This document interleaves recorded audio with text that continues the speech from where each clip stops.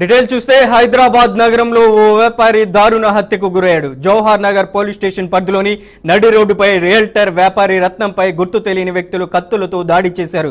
పక్కా plan ప్రకారం bike పై వెళ్తున్న రత్నంని వెంబడించి అతి దారుణంగా నరికి చంపారు.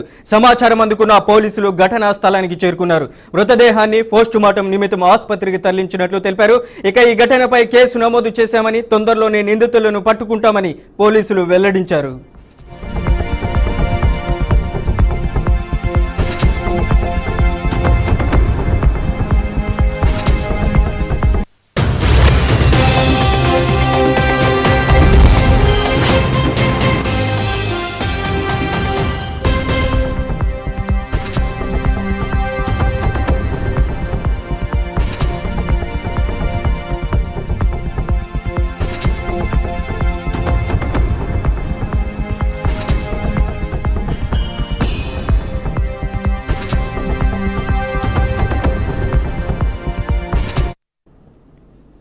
హైదరాబాద్ నగరంలో ఓ వ్యాపారి దారుణ హత్యకు గురయ్యాడు. జవహర్ నగర్ పోలీస్ స్టేషన్ పరిధిలోని నడి రోడ్డుపై రియల్టర్ వ్యాపారి రత్నంపై గుర్తు తెలియని వ్యక్తులు కత్తులతో దాడి చేశారు.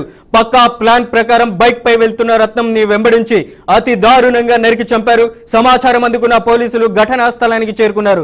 మృతదేహాన్ని పోస్ట్ మార్టం నిమిత్తం ఆసుపత్రికి తరలించినట్లు తెలిపారు. ఇక ఈ ఘటనపై కేసు నమోదు చేశామని, తొందరలోనే నిందితులను పట్టుకుంటామని పోలీసులు వెల్లడించారు.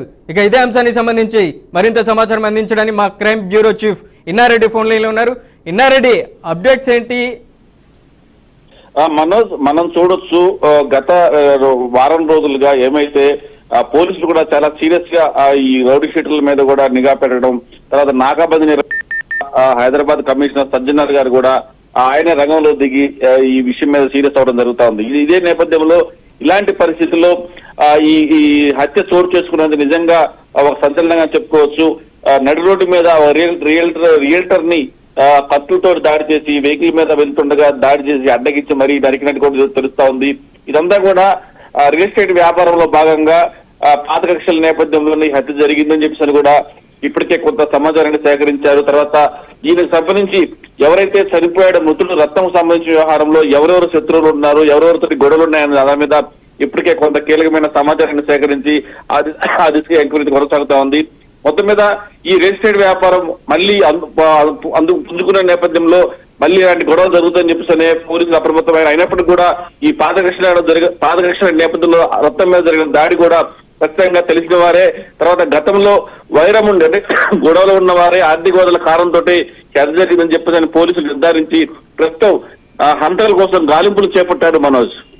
అలాగే ఇన్నారెడ్డి, ప్రధానంగా ఈ హత్యకు ప్లాన్ చేసినటువంటి ఎవరైతే ఉన్నారో ఇతనికి పాత కక్షలు ఉన్నాయంటున్నారు. మరి వ్యాపారి రత్నంకి సంబంధించినటువంటి వాళ్ళ ప్రొఫైల్ ఏమైనా తెలిసే అవకాశం ఉందా?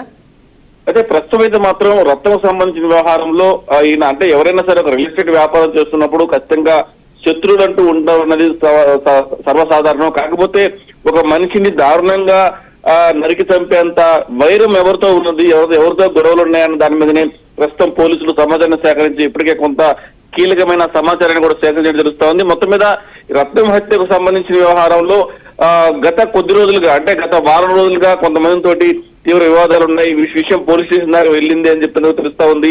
అయినప్పటికీ కూడా ఎలాగైనా సరే ఆయన చంపాలని చెప్పేసి తనకు ప్రాణభయం ఉందని చెప్పని స్నేహితులు చెప్పిన విషయం కూడా బయటకు వచ్చిన తర్వాత వాళ్ళు ఎందుకు చంపాలనుకున్న దాని మీద ప్రస్తుతం పోలీసులు కేసు నమోదు చేసుకుని దర్యాప్తు చేస్తా ఉన్నారు. Manoj. Right Inna Reddy, thank you for the updates.